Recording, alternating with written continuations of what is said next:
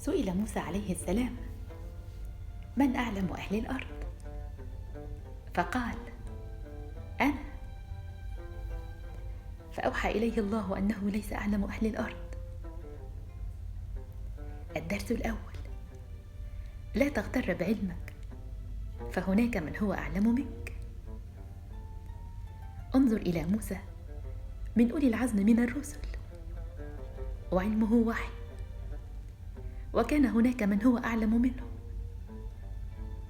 أنت تعرف قدراتك وإمكاناتك، هذا إن لم نقل أنك تبالغ فيها، فالإفراط في تقدير الذات نزعة إنسانية، ولكنك لا تعرف قدرات الآخرين.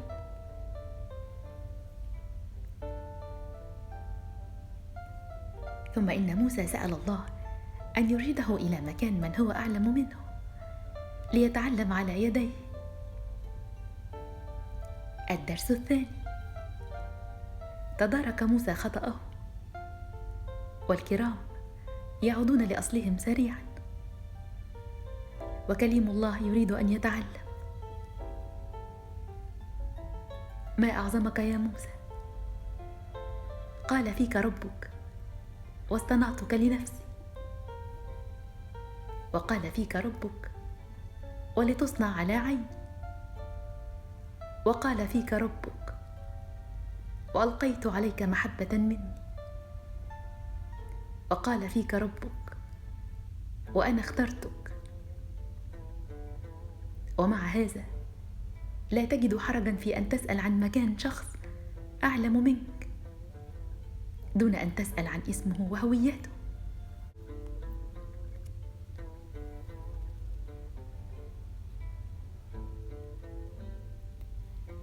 ثم إن الله أخبر موسى أن يصحب معه يوشع بن نون ويرتحل،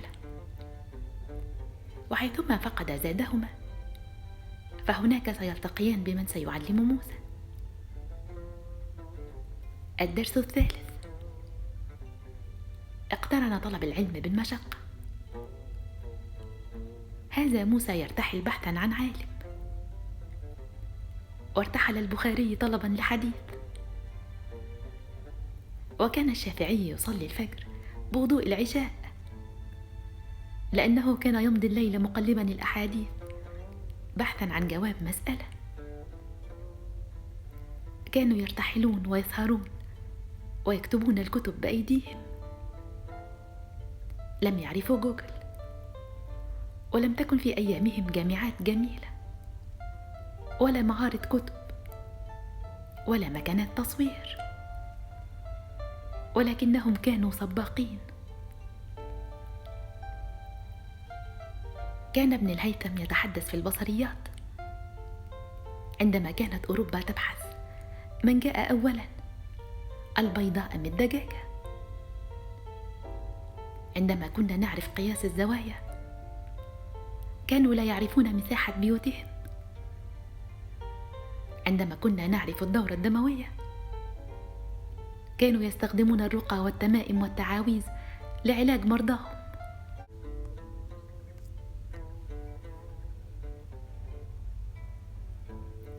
عندما أخبر يوشع بن نون موسى أنه عندما كان نائما أحيا الله السمكة الميتة التي كانت من المفترض أن تكون طعامهما، فعرف موسى مكان لقاء الخضر وقفل راجعا. الدرس الرابع: غداء موسى وفتاه يوشع بن نون كان سمكة مقددة، أي أنها كانت ميتة وسبق أن نشرت بالشمس أياما، وأضيف لها الملح كي لا تفسد. الأسباب تجري على الناس ولا تجري على الله. ألم يشق البحر بعصا لموسى؟ ألم يخرج من الصخر ناقة لصالح؟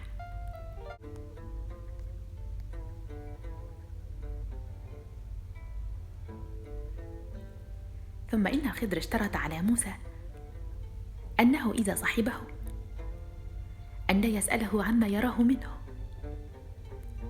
فوافق موسى. فلما ركب في السفينة خرقها الخضر، فأنكر موسى على الخضر فعلته، فكيف يغرق سفينة قوم أحسنوا إليهما وأركبوهما معه؟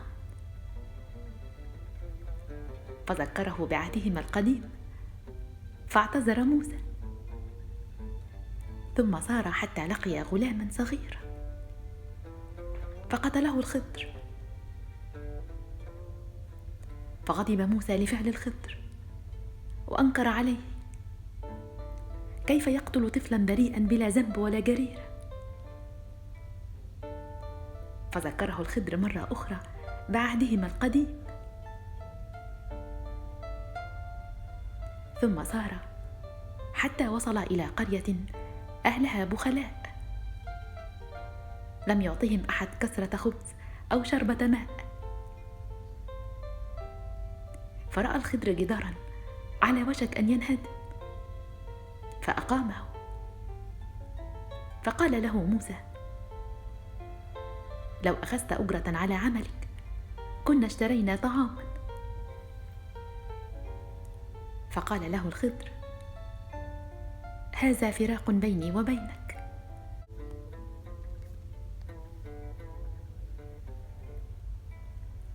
وبدأ الخضر يشرح لموسى، فأخبره أن السفينة كانت لمساكين، وكان وراءهم ملك يسلب الناس سفنهم، فلو مر عليهم ووجد سفينتهم سليمة لأخذها منهم وانقطع سبب رزقهم. الدرس الخامس: يبتلي الله بالصغيرة لينجي من الكبيرة، ولكن الإنسان لا يعلم ما رد الله عنه لأنه لم يره. مات أهل السفينة ولم يعرفوا أن الثقب منعهم خسارتها كلها. ثق أنه لولا لطف الله كانت الأمور السيئة لتكون أسوأ، وإن الإنسان يحكم على ما يشاهد، فكن حسن الظن بالله فقد رد كثيرا مما لم تشاهده.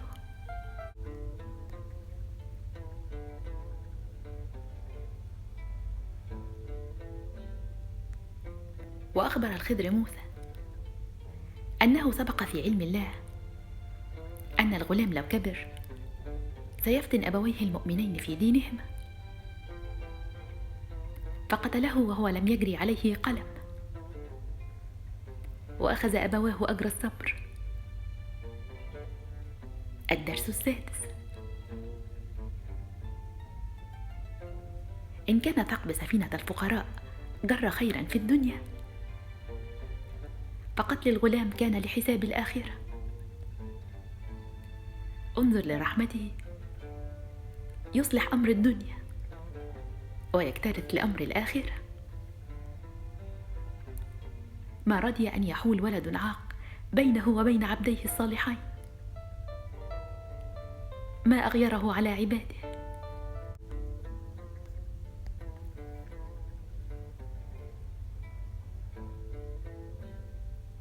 ثم إن الخضر أخبر موسى أن الجدار كان ليتيمين، كان أبوهما صالحا،